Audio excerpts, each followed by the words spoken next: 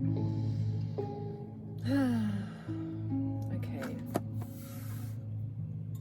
I'm back. I'm going to turn this down a bit.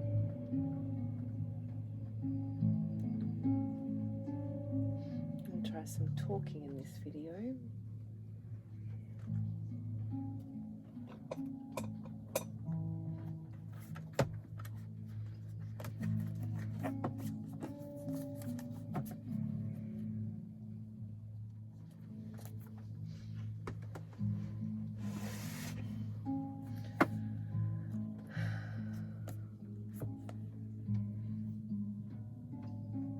Welcome to the reading. I really went deep in the pre-shuffle, so I'm in anticipation of what's to come here. I want to do a spread-specific reading, which I do for myself somewhat regularly, as it's called for. And today I'm using the Wild Unknown Archetypes deck from Krans. And the spread that I've chosen is the Heroine's Journey, the Hero's Journey. So it's based on Joseph Campbell's story. It's the arc of the hero's journey. It's the pattern of the journey. It's seen in multiple ways. Joseph Campbell's interpretation is one that is possibly significant to you. It has been to me, in a way. I don't subscribe too much to anything, but I like this spread because it's nice to mark a significant milestone, or as you're embarking on a journey ahead. And from the perspective of what I discovered in the pre-shuffle, really with this wand energy, Ace of Wands energy, this new beginning, this new adventure from Takashi, with the lineup of archetypes that I did see in that pre-shuffle, really showing me personally from what I've just experienced or am experiencing in my reality, which is a reflection of yours. And I know that it was such an important chapter for me that it's called me to share these readings with you, because that work was bigger than me, and the sting of the venom I want to protect everyone from. And the death card did come, and there have been significant endings that I felt in that shuffle. And so with the energy of the High Priestess, the Mother of Cups, the Queen of Cups, the Empress, the Queen, the Crone, the bridge that I feel I can be for you, I wanted to do this reading for myself and open it up to you. And this is the call that I'm experiencing. So this is a 5-card spread that I sometimes and often do other cards with. I'm going to talk through the questions as I do this shuffle. And it's a simplified version of the hero's journey, so don't get too hung up on that. The first card will ask for the call, the inner voice, the agitation or the dissatisfaction, inspiration that prompts you to courageously embark, there's that word again, on a new journey. Embark, the call. Card 2 will be the threshold. As I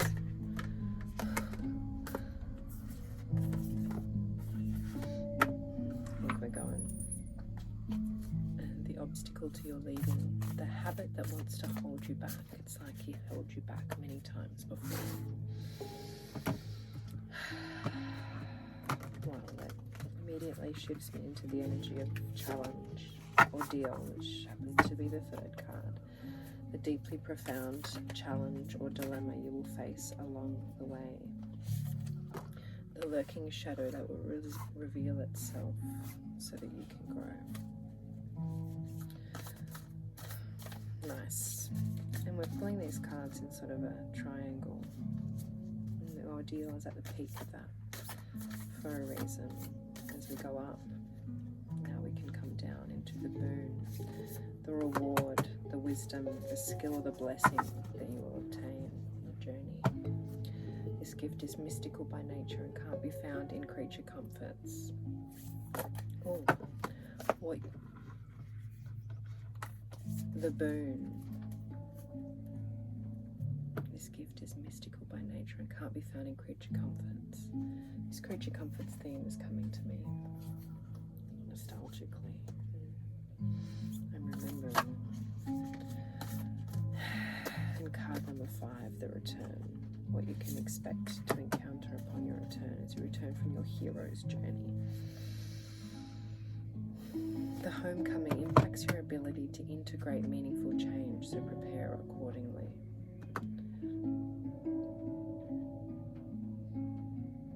Thank you. So I'm going to go through these cards and I'm going to use the guidebook to go deeper. Krans offers a lot of additional work, invitations through these readings that are available. And I don't read so traditionally in the sense that, maybe I do, I don't know, but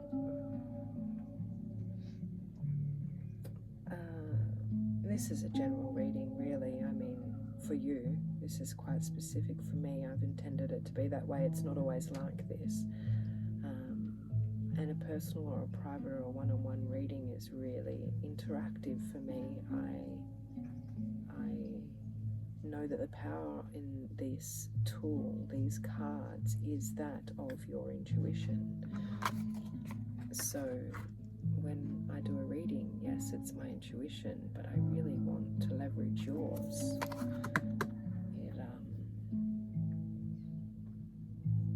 It's far more insightful in your journey than mine is, even though I can offer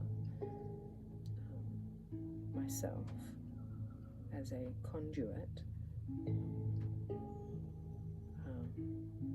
my own experience and resistance and desire and journey does filter. It's inevitable. That's why I chose to be a conduit, because I came here to fully experience the journey. And so I don't offer myself because I have new information. I'm here because I have experienced old information in many ways, and so I have the availability to interpret it generally so that it reaches more. So I don't know where that came from, but that was cool.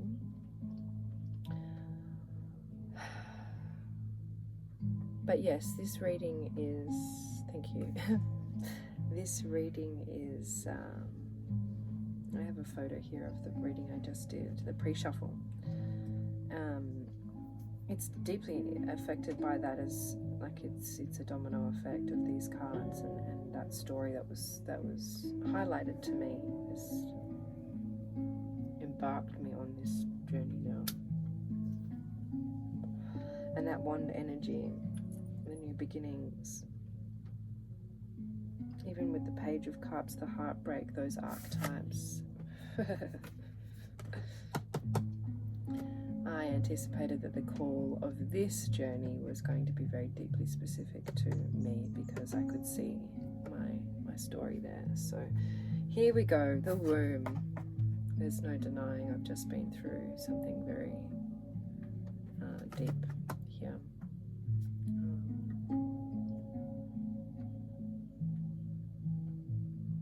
The call.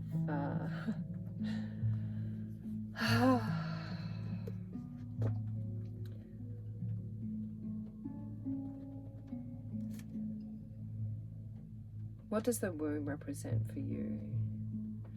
I mean, this is going to be the challenge for me, or the opportunity for me in this reading, is to look at this, to have my emotional response, to sit in it, to feel it, and to then reflect that or project that back onto how this could possibly be for you or for anyone who finds this.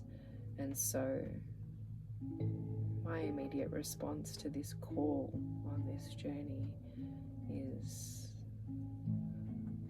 home. The womb feels like home, or a kind of beginning, or return, which is the final card. I've just lost power, that doesn't matter. I'll have to plug that in today. So I suppose the beginning, the first card, the womb, the start of the journey, it feels very fresh. That beginner's mind, the full energy of the tarot, leaping into the world, unaware of what's to come, but coming from that nest, that safety of the womb. Even the colours in this card feel very warm. I'm going to read from the book now. The womb, the nest, the belly, the origin. Everything has an origin story. The womb archetype asks us to contemplate the beginning beyond the beginning, the mother beyond the mother, in a world that often negates the power and necessity of feminine principles.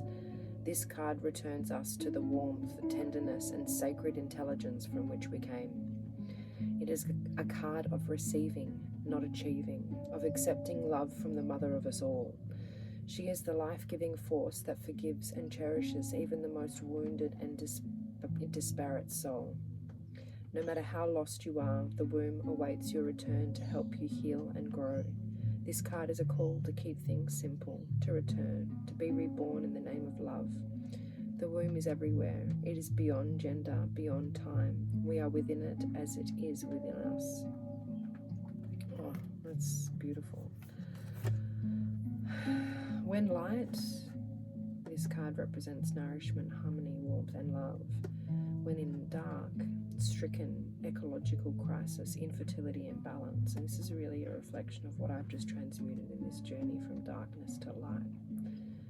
If you want to go deeper on this energy, you can read Gustav Courbet's The Origin of the World. I'm interested in that. Consider that Mother Earth must also have a mother. Imagine her. Oof. What would honoring the feminine look like to you? Where would you begin? Imagine yourself as loved. It's a really good place to start. It's all right, puppy. You are loved. You are loved. Thank you for letting me know that I am loved and protected and safe. The call, the call, the call, the call, the call. So I wonder what this represents for you in your journey, but for me, I have, sat in darkness around this energy for a lot of my life. I'm coming into the time where society wants me to let my mind tell me stories about my biological clock ticking and my deepest cellular transformation is telling me how much I want to nurture and hold a baby, not only in my womb, but in my arms and in my life and in my heart. And that's one of the deepest commitments I've allowed myself to admit, and I've been preparing for that through some dark experiences, in the name of love, I suppose. In clearing fear, which cannot exist in the name of love, but it definitely comes up. Relationships.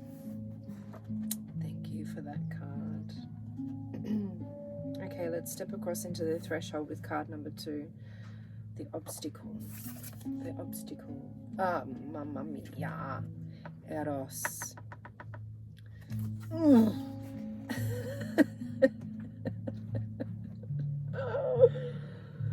Oh, I mean, I was trying to be so vague, and like, I wasn't trying to be vague, but I was just trying to, be generic and explaining my situation. It's really like, this is exposing me. I feel very vulnerable. This energy, we all need to find our way to tap into this beautiful energy. Oh my God, the deepest desire of connection. And there's the word that was coming to my mind when I was thinking about the darkness of the call for me, this womb energy, and the fear I have around infertility and finding the one to share my life with. Do I want the partner, or do I want the legacy, the child, what do I want more? Who am I more? Am I the wife? Am I the mother? Can I be both? How can I offer myself? And that really has been the threshold to cross, this energy of truly connecting to that desire in a really sensual and vulnerable way. And this will look different for everyone, and I think the reason I laugh so deeply is because I know that what it looks like for me, I have definitely kept hidden. And while I talk about creating the life of my desire and teach it and offer this as a tool and service to people in my community, this is the root of my imposter syndrome, is this connection. So I'm excited to step over that threshold as I read this out for you, and you can reflect on how Eros energy is showing up for you in your life and how this could be a potential part of your journey. Threshold. Eros, love as desire, eroticism, sensuality.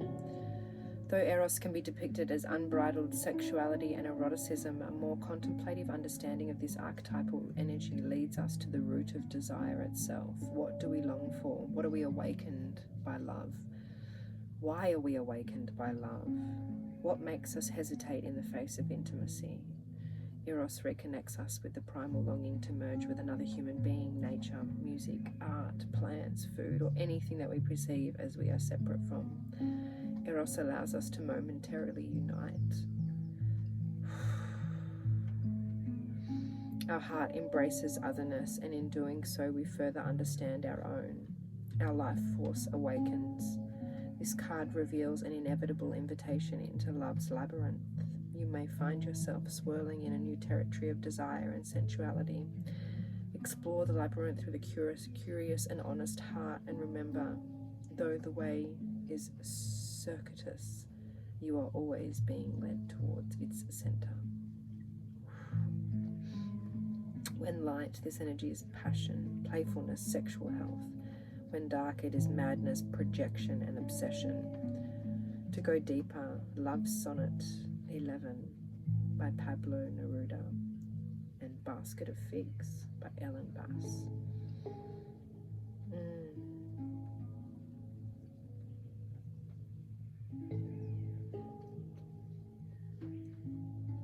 Plato reminds us that Eros can be experienced as platonic love.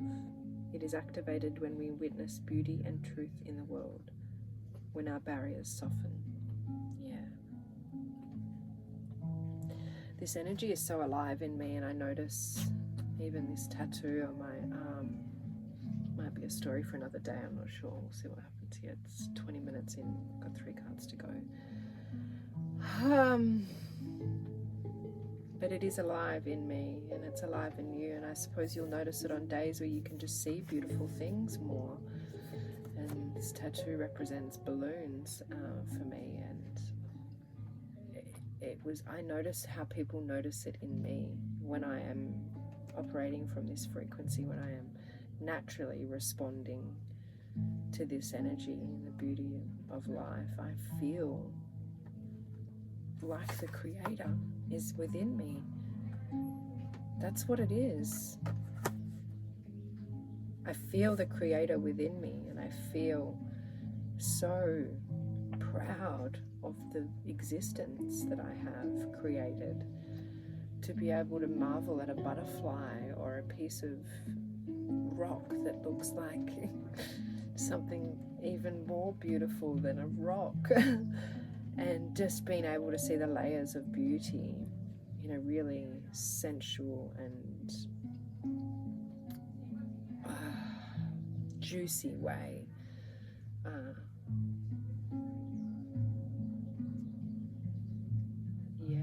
This is a commitment that I will make to myself now, and I invite you also to make to yourself, to see the world through this energy, and to notice when you don't, and know that that's why we have the tools and the techniques and the practices in each other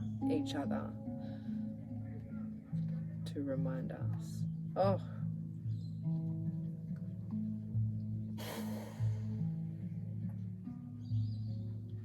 okay, well, I suppose we're about to hit something heavier.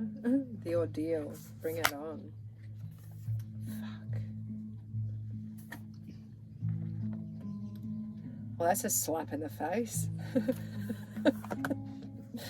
The self. Yeah, that makes sense. That makes a lot of sense.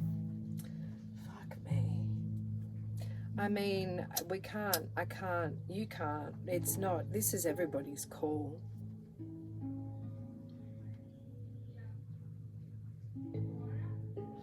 I mean, this, if to procreate, to recreate, to create, this is a version of self. This is something, this is why I've hesitated my whole life. I wanted to know that I'd cleared my own shit enough to be able to not pass it down again. And I sit here reflecting on the relationship I have with my mother, with the mother of all mothers, you know, that was called for in that calling card. I am a version of herself, and that is likely her biggest ordeal, and this will be mine too. And that is all part of the journey. And you'll never be ready, and I'll never be ready.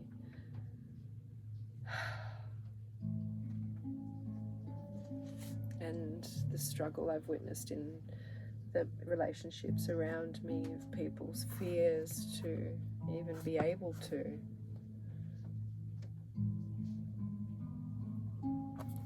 have an environment that's hospitable enough that myself is able to recreate through that pure connection, desire, love. And I must be close. I know I'm close. This is deep.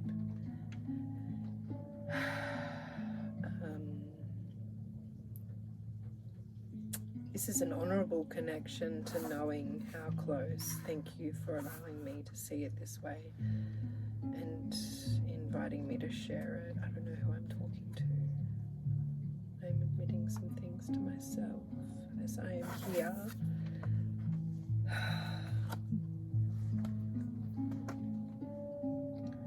What an ordeal. What a worthwhile ordeal to overcome as we ascend and descend, or descend and ascend, whatever it is. This will be so worth it. This is the self. Okay. The soul, the witness, the watcher. The self is the prism that allows the spectrum of our personalities to radiate. See that in the card. It does not judge, prohibit, suppress, or oppress any of its parts, as it lovingly knows that all aspects have a time and a place, and leads us to experience the full breadth of life's offerings. The self is a central abiding container, the awareness of the infinite universe of possibilities. When this card appears, it's a call to step back into witness consciousness, to observe yourself navigating the world. Ask yourself, am I the stew or am I the chef? In most situations, our ego draws us into the cauldron where we swirl, spin, and smolder in chaos. Yet the self is a graceful culinary dancer, watching, waiting, observing as the spectrum of ingredients becomes the flavor of our life. Look in the mirror for 30 seconds or more. Attempt to see the you behind you. Oof. When light, we are witnessing, accepting new aspects of self. Yes, I am definitely seeing that now for myself. Accepting new aspects of self. When dark, disjointed, fatigued, diffused energy and purpose. Yeah.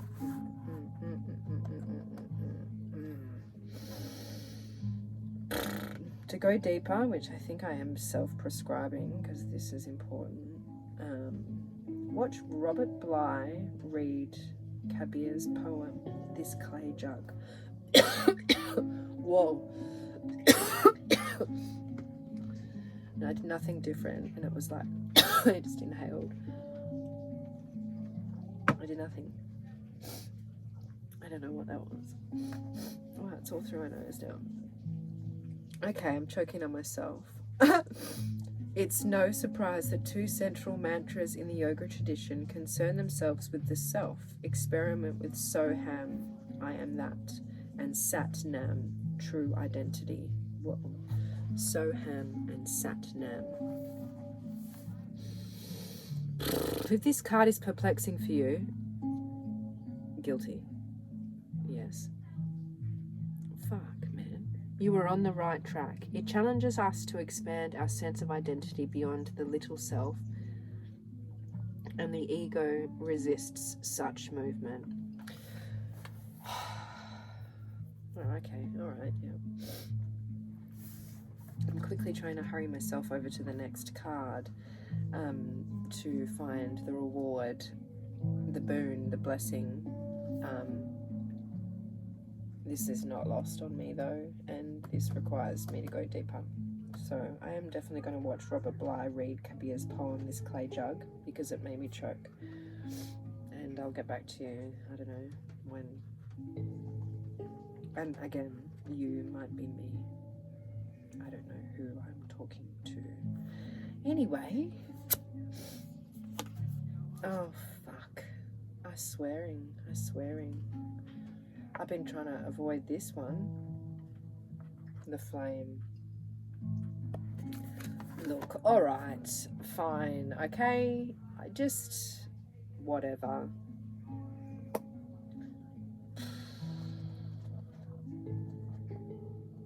I don't know. How much do I go in? Like, how much do I share now? Who are you, really, to know my journey?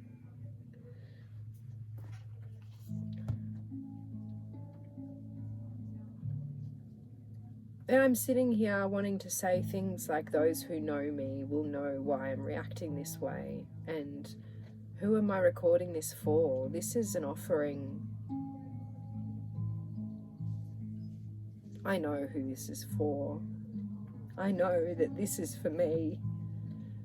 I know who I'm here to help, and, you know, how I even was able to connect to this energy in the first place is because of my experiences with this Eros energy.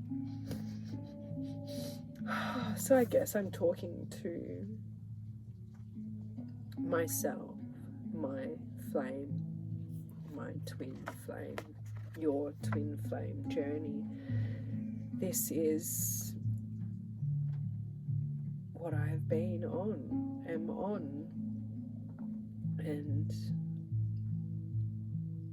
the reward is that this is here to light up my life, to cast light into the shadow. It's not something to hide anymore. It's a part of myself that I am accepting because it allows me to see the world this way, and I'm here to share that now. Okay.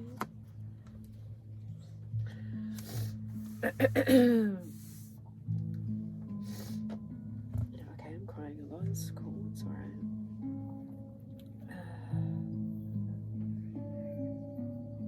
I mean, this is pure light. This is pure energy. This is information. This is in every cell, in everything. This energy. Have you ever stared at a candle? I mean, just start with a picture. That's what this is intended for, these cards. And this is why even using these cards is not something that I do, you cannot do, or you don't do. It's just that they're a tool for your intuition. That emotional response that I have is because of the thoughts that I'm having, because of the information that I'm receiving. And I do the work to stay in the light, or to cast light into the shadows so as to have more light. And that's what happens when you stare at a candle. The room gets brighter. And no matter how many candles you light from that flame, it will not get smaller.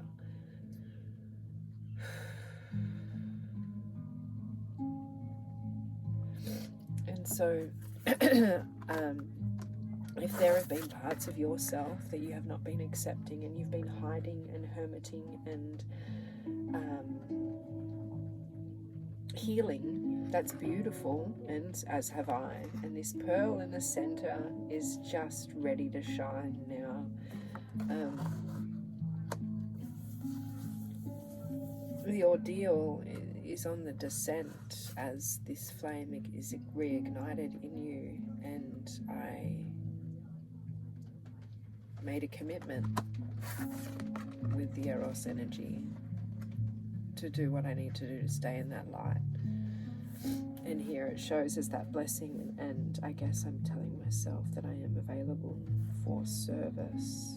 I'm committing to that now as the conduit for this light that I have been resisting. And she's just sitting here looking at me from before. I forgot about that reading for a moment. Okay, I'm going to chill on this personal existential revelation that I've had multiple times.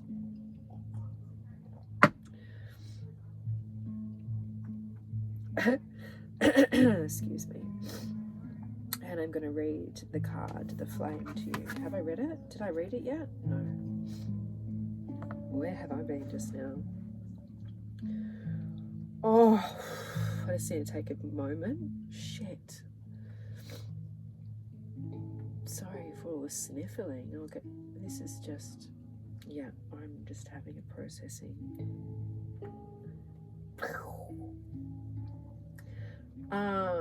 Focus. Tattooed on my hand, by the way, for these moments. Obviously, this happens to me a lot, and I have channeling it into this now. Okay, reading the flame. In Sanskrit, the word for the flame, sorry, let me slow down. The fire, the spark, the glimmer. In Sanskrit, the word for fire is Agni. We learned this in the Ayurvedic. This is the fucking vitality of your guts, yo. The ancient yogis saw this flame at the center of the abdomen and believed it to be responsible for our vitality. When it is lit, we are connected to our purpose and sense that life is a sacred gift. Fuck. It is said that those who cannot see the sacred around them have let their inner flame go out. And that's who I've been attracting, the people who have let that flame go out, and they trigger me. And I love them. I'm falling in love with these people who have just given up on themselves, and it's me. I'm so happy that this has allowed me to make this commitment. You're witnessing it, the Eros. Fuck, what was I up to? It is said that those who cannot see the sacred around them have let their inner flame go out when you can't see the beauty in that energy, right? That's what this Eros energy. Think of this card as a call to reignite that fire, to cup your hands gently around the things that you've forgotten and protect the flame no matter how harshly the winds around you blow. Your discernment, your fucking everything, you know? Not all of your energy needs to be protected. That flame, oh my goodness, oh my goodness. What was I up to? It could be an inner archetype that begs you to light its wick. It is likely that the poet, the mystic, or the shaman would call to you with the language of the flame. Oh, I remember this card. It was the gift. I've read it twice the BOON. This gift is mystical by nature and can't be found in creature comforts. Orfanana. It is likely that the poet, the mystic, or the shaman will call to you with the language of the flame. Those are other cards in the deck, by the way. When light, health, mental clarity, and good digestion. Yeah, that guts. When dark, actually, that's interesting. Reflect on that. There's very important messages there for somebody around their digestion. Is that me?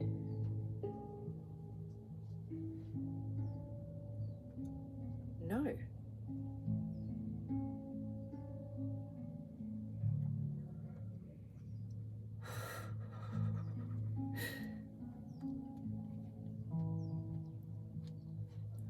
That's for somebody else.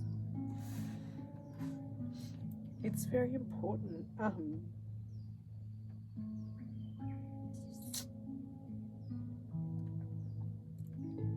was trying to think, what can I say to help right now, rather than focus on good digestion. And then I looked back at the book and I saw when dark, which is obviously what you need to work on. So here we go. Excess heat and anger, complete darkness. I know this energy. I can feel it now. Why am I crying? I'm releasing this from myself. It's not just me. It's hot. Excess heat and anger. Okay, complete darkness. Okay, I've been having experiences with people who go radio silent. It's a reflection of something I do also. It's a trauma response. If this is something that you do or you've been doing or you're shutting people out, I need you to look at it with me. Notice the times where you get warm and hot and angry and heat rises, and where this flame is in darkness, in shadow, in a negative aspect, not in darkness. That's hard to describe with the flame, because that's triggering you. And is it when you eat something or don't eat something, or too much coffee and not enough water and citrus or whatever, I don't know, words. But this energy, this person this is what's dying. That's why I'm crying, because I can see it for what it is now, why I've attracted it, and where I need to focus on. That's how I can focus on this now in order to improve my digestion and that vitality in my guts. It may not be that there's a problem, but something is coming to light with this flame that is an important opportunity. And it's so that you can be ready to ask, that's why it's the blessing. I get it now. Far out, this is fucking powerful shit. What do I even do? Like, what is happening? What was I gonna say? Shit.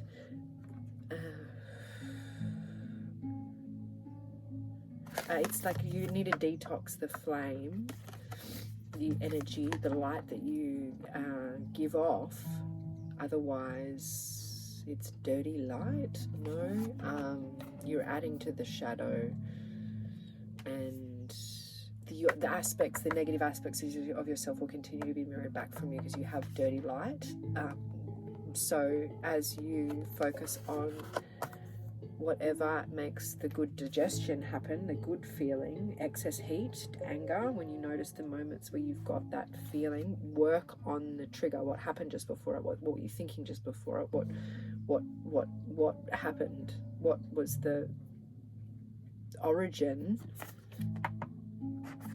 that stopped you seeing the beautiful aspects of yourself? Okay. So that you can give off breezy light, easy light, no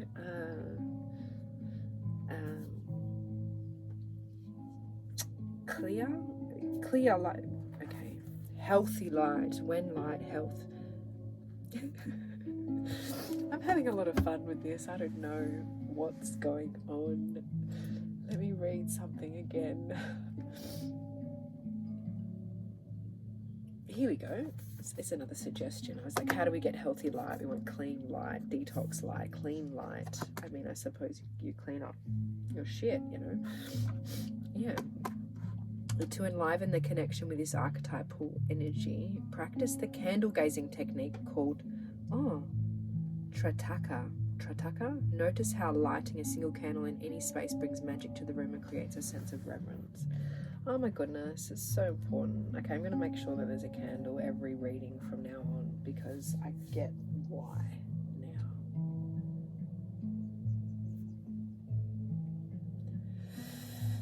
I think a breath is important.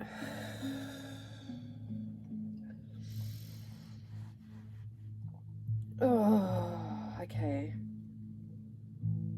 Well, this has been quite a journey, hasn't it, Mr. Campbell?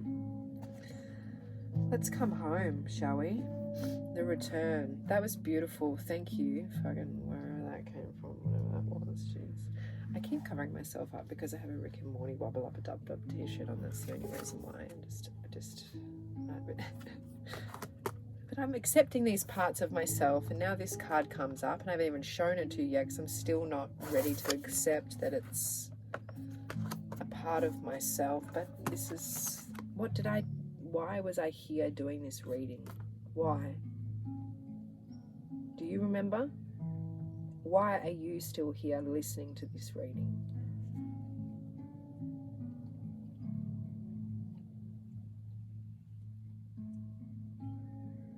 What is the call from like deep within you? The origin story that lights you up, you know, in a really healthy way. This energy that aches within you.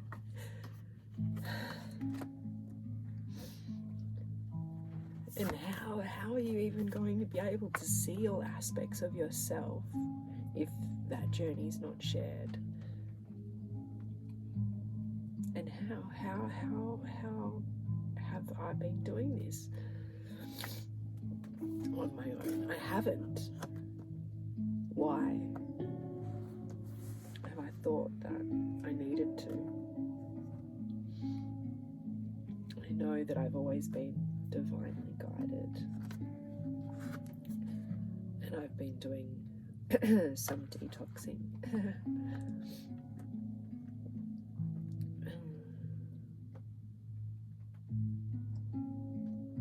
But this is the return for me and for you, and this is the mental. This is such a beautiful return.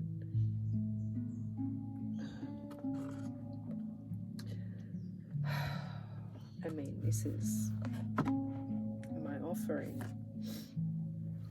and it's the inspiration of my journey, in the sense of it's also my origin. I would be nothing without the experiences that I've had and the people that I've connected to and that I've allowed to guide me, the decisions I've made. In those moments where I've felt truth in somebody, whether or not they have felt it within themselves.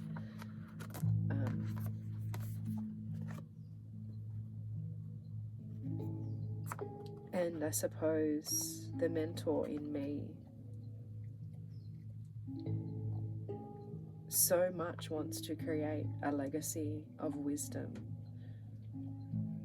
through my journey, through becoming a mother, wanting so much to become a mother and to share my life with another,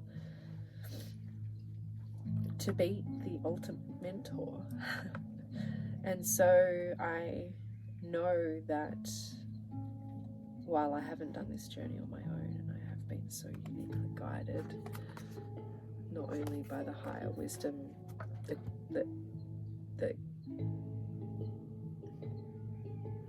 the cosmic, like, overarching knowledge that I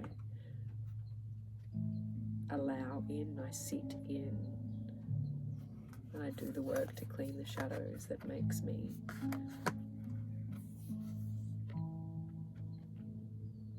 this would be a likely return of my journey, and yours too, right? Like, is this planet not, did we not come here to go to school? Not the institution, but that's what we're here for, to learn. To experience the universe in our divine way, accept all of those aspects of ourselves, the deep and dirty and beautifully sensual, seductive and murky parts of ourselves, in order to just share that and to pass it on. Wow, this has been a beautiful reading, and I think I will remember this.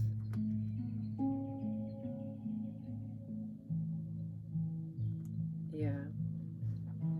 I'm going to read the mentor and I'm going to close it off here. I had intended to do a lot of other cards, but this has been special. Thank you. The mentor, the teacher, the sage, the guru. There is no guru, in my opinion. This is us, this is me, this is you. It is said that cosmic knowledge pours down on the world like a great illuminated waterfall. This can be an overwhelming force. The true teacher, though, is said to be able to hold this flow of wisdom at bay while the student sips from a focused stream. The mentor archetype has a gift for reading the room, for sensing the exact ingredient that will stimulate growth within the student, whether pleasant or painful. The mentor may appear aloof or available, harsh or tender, humorous or rigid. Their gift is to know what serves the soul. Ultimately, the mentor is in service of the greater cosmic good and aids in the elevation of consciousness. Anytime the mentor forgets this humble link and mistakes themselves for the source of enlightenment, the archetype falls into shadow. When light, focused, clear, bright, and remains a student. When dark, self-serving, envious of youth, righteous and rigid. To go deeper, the riddles of Zen masters and their students. My favorite pastime. Keep in mind how easy it is to project power onto another. The expressions feet of clay and cult of personality exist for a reason. Oof, that's interesting.